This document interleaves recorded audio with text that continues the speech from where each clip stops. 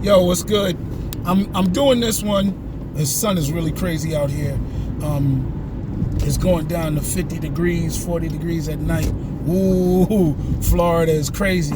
But I'm doing this because I just want to reiterate. This is all on LitCon. This is Florida LitCon blog. I've been talking to a lot of people. I've been securing guests to come to the convention, and it's real exciting. And I wanted to share some of, I guess, not the angle, the better angle of the pitch. This is really definitely going to be a convention for people to make business deals. And I know, part of why I'm doing it is because of the conversations that I've had with other creators at different conventions. Every convention had one thing, but didn't have everything. And I'm not saying that this is going to have everything, but I'm trying to have a couple of things that we didn't really see it at other black sci-fi, black comic book conventions, and that is cross-pollination, cross-connections. Outside of selling books and promoting our brands, I want people to be able to hook up with each other. I was just talking to my man the other day, and I put this out there. I don't care, because I don't think I have any better shot at it than anybody else. But I was like, we love the book, The Coldest Winter Ever. We give that credit for actually starting the new energy or era of urban fiction, street lit, whatever you want to call it, right? And we know that Sister Soldier was trying to get, I don't know if she was trying, we just heard rumors, right, that Jada Pinkett was working on developing it into a movie. And, that's all beautiful, and that's like amazing. But just imagine if, Coldest Winter Ever had a comic book, a graphic novel to go along with it. The stories are just as gripping. You have visuals, and it just brings it into another genre. You can laugh, you can say whatever you want. Yeah, people that get it, right? But other people, you may say, oh, I don't read comic books, I don't read graphic novels. Yeah, right, but Donald Goins had a graphic novel, and they did a Foxy Brown graphic novel.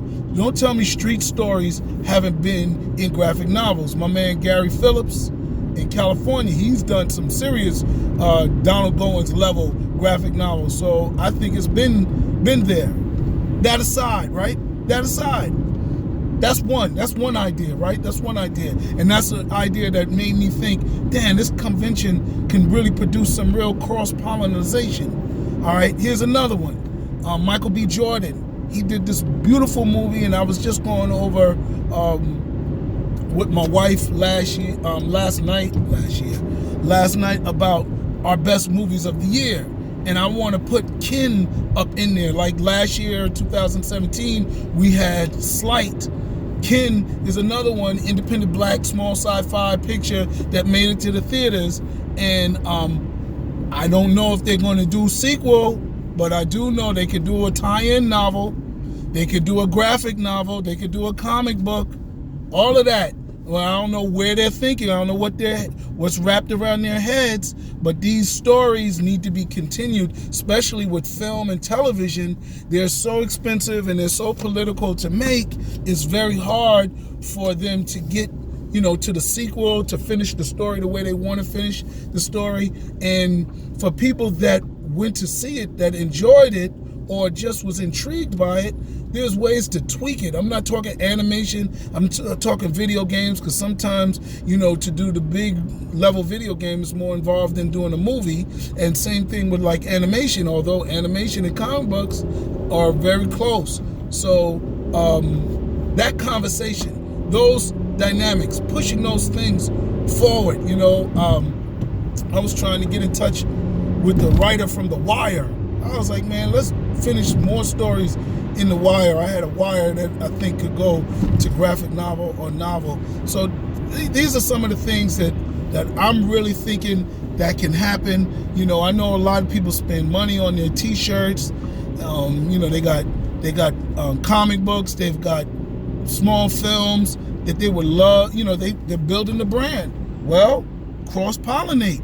Hit somebody that, an illustrator, do a tie-in, do a combination story. I don't know. I've seen fan fiction films that look better than movies that I've seen released. Some fan fiction films look better than my movies. Okay? And I'm just saying that because it's real. And if you can do somebody else, if you can do a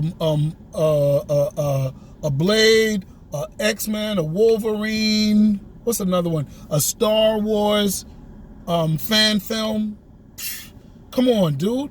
You can do an original character. And if that's the case, and you don't have a character, that's where you come. You say, yo, I got characters. I definitely would, license them out to people. It ain't even got to be a lot of money. It just, $100, something like that, for the license of this story. Maybe something on the back end, of course. You know what I'm saying? But involvement, maybe I could write the script for it. You know what I'm saying? However, those things are all possible. We need to have these meetings.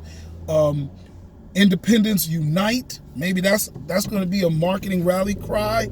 And I'm not begging because there's certainly people buying tables, so that's not a problem. But it's just that now I've been talking to media guests.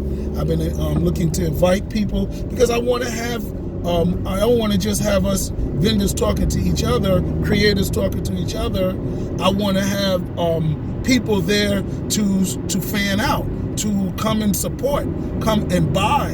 In addition to us selling, talking business with each other, right? Finding somebody that can develop our comic book or book into a video game. That's all good. But then there's also the hard sales. You know what I'm saying? Because we're going to be flying down and we're going to be driving down South Beaches in the corner of America. So if you ain't from Miami or Florida, you pretty much got to travel there. And I totally understand that.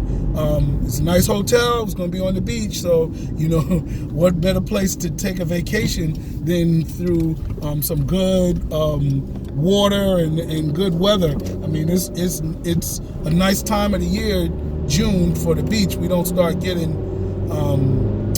rough tides and all that until like August. So it's a good time. That June beach weather on South Beach is really good. So I'm saying all of that just to kind of re-clarify. I'm looking to bring in some actors, top urban authors, some sci-fi writers, some writers from comic books, just so we can have a powwow. Because a lot of these writers have made it to the top. They write for Marvel. They write for DC. And, it's good to talk to them. Some of them have made it so quick, they don't really have their own independent projects. So there's possibilities that they say, hey, I would love to write a script for your movie. That gives your movie, it could be your story, dude. It could be your story. But, you have somebody else that's a named person in the screenplay. All right, see you later. So that gives it, you're building on your brand. You're building, nothing has to be, independent people, we sometimes think everything we do has got to be us only. And that's really whack. You know what I'm saying? Because then it's all about you and there's a lot of love to give. Sometimes if you team up with somebody else, you're still going to get your money. You're still going to make your thing happen, but you have two entities working at it together. You have a writer. You're a writer. You don't have to be the director of it. You don't have to be the film crew. You don't have to be the editor. You can do that all, no doubt. But if you want to partner with somebody, now they directed it. It's your story. Blah, blah, blah. And it goes all over. And there's enough love and enough room and enough money, publicity, whatever the heck you're after, for everybody to benefit. So, tables are selling quick. I didn't put it out there to the public. I'm probably not going to put it out to the public until maybe January. When I say the public, just for anybody to buy a table, because I want to make sure that it's creators getting tables first. I want to make sure that They're selling books, comics, video games, or they're filmmakers that I know they have a real project. But, in January, if you don't get it, hey, I may be friends with you, but shoot, the tables are sold out. And I want you to get in there. So, for $100, come on now. You can spend $100 going to Cheesecake Factory. Well, probably twice. But you can spend $100 in a weekend. So, and I know, and I've spent $100 just on tables at conventions, other places. I've seen all the people that I'm inviting. I've seen y'all there, and we know what situations are. So, I'm telling you, this is not that I'm not robbing nobody. It's money that I've paid. This is a convention that I would go to myself. So, kind of, that's really all you want in a product.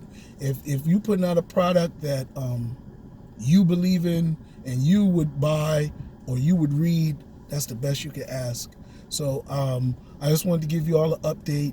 Just repitch it. If you're a filmmaker, this is it. I mean, a lot of people do beautiful films. Hey, really nice, but your title isn't catchy. It isn't. That's the reason. Number one reason why distribute, the first reason is they don't like your title. Now, they may watch it, then your story might be whack. Hey, you got good acting. How many times we see this? Good acting. Got you to the theater. Story is trash. If you hook up with a writer, all they have is stories. If they are selling any kind of books, if they got any kind of fans, it's because their story is good. They don't have acting in books. They don't have illustrations in books. They just have story. So if you are a filmmaker, come down and meet a writer. Meet somebody that's selling books. Go check out their Amazon page. See their reviews. It's all about their story. It's testing out your screenplay. But some of y'all want to produce screenplays. You're scared to tell people what the story is about. You can't find people to read your screenplay. And you go ahead and make this movie and you got good actors, but nobody likes the story. I'm trying to help you. Come check me out. Peace. LitCon, Florida LitCon. Make it happen. Peace.